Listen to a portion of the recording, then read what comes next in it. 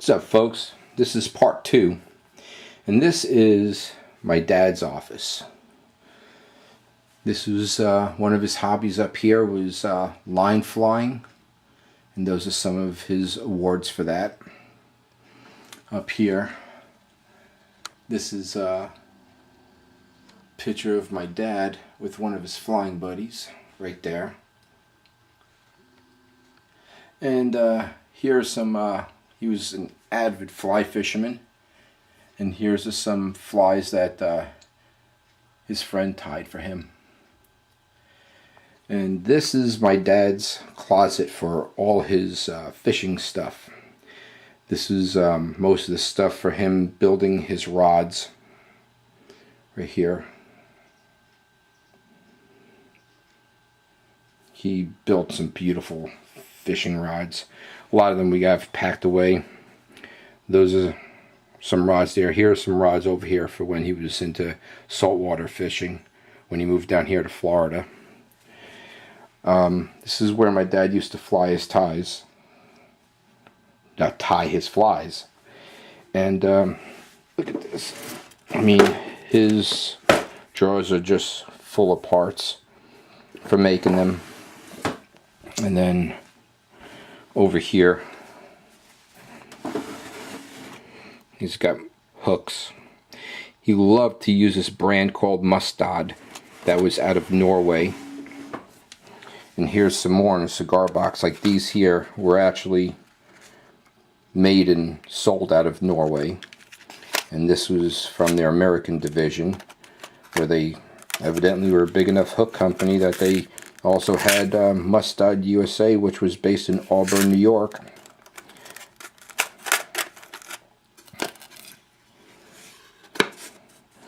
This is another one of those, I guess maybe, I don't know what he did with this, but another repurposed motor.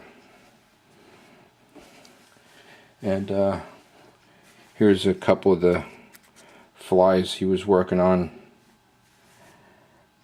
before he started to get too sick to do anything.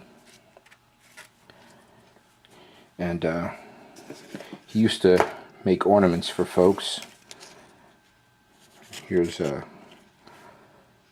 fly inside this Christmas ornament. I'm going to give that to my daughter.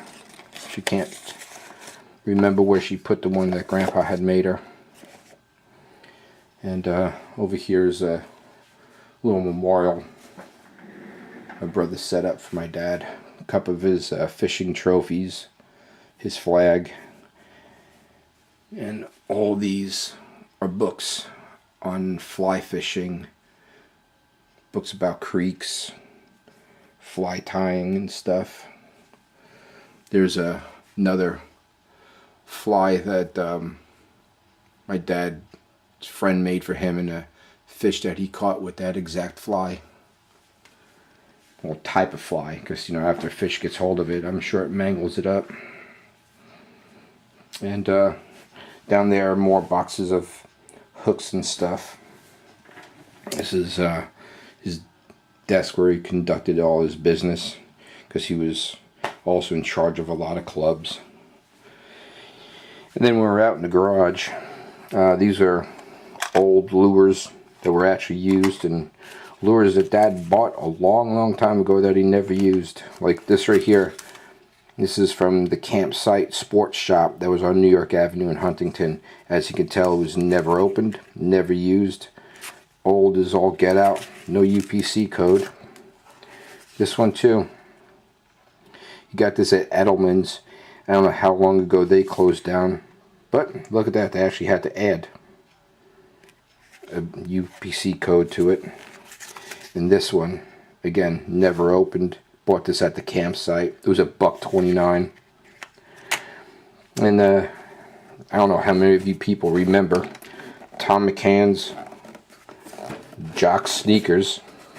Evidently they were high grade, because these sneakers cost $15. But these are just containers that he saved to put, you know, some flies in that he tied, and stashed some furs in there. And these are old glass contact lens jars. These are glass and with rubber stoppers. So I guess the contact lens is probably sat in some fluid or something. I don't know. I don't wear contacts. Got a kick out of that. Here are some patches of my dad's organization. This is Trout Unlimited, and this one is promoting catch and release. And there's another fishing club he belonged to. There's a worn Trout Unlimited patch and an unworn one. He belonged to Freshwater Anglers of Long Island. This is one for the Long Island chapter of Trout Unlimited. This is another organization he belonged to, United Fly Tyers.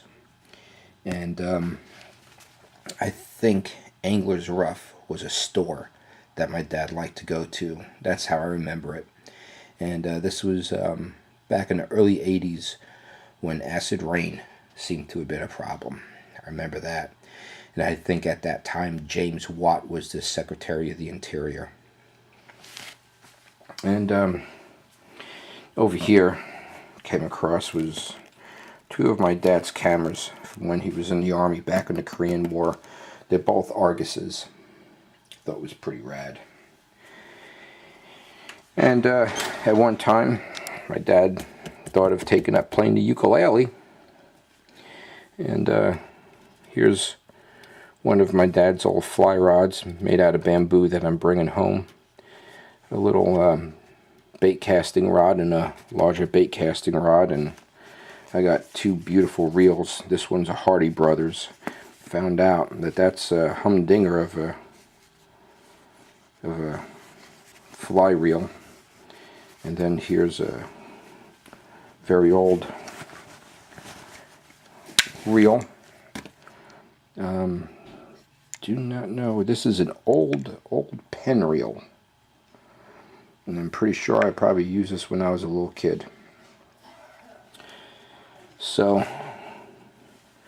we're just organizing some stuff, you know, because you think about over the years it got disorganized. So we're just going through some stuff here. But it's a lot of fun finding things and like, yeah, I remember that. Here's some blueprints for airplanes. And Dad just, I mean, when he was into something, he was into something. All this stuff is for rod building. Wish I had one of his rods to show you that he built, but a lot of them are packed away already. But man, my dad made some beautiful fishing rods, both for bait casting, saltwater fishing, but his bamboo fly rods, his fly rods in general, were works of art. Anyway, guys, I just want to share that with you guys also. Oh, let me also show you over here. These are from his Trout Unlimited. This is, sorry for the glare, but this is thanking him for when he was president of the Long Island chapter.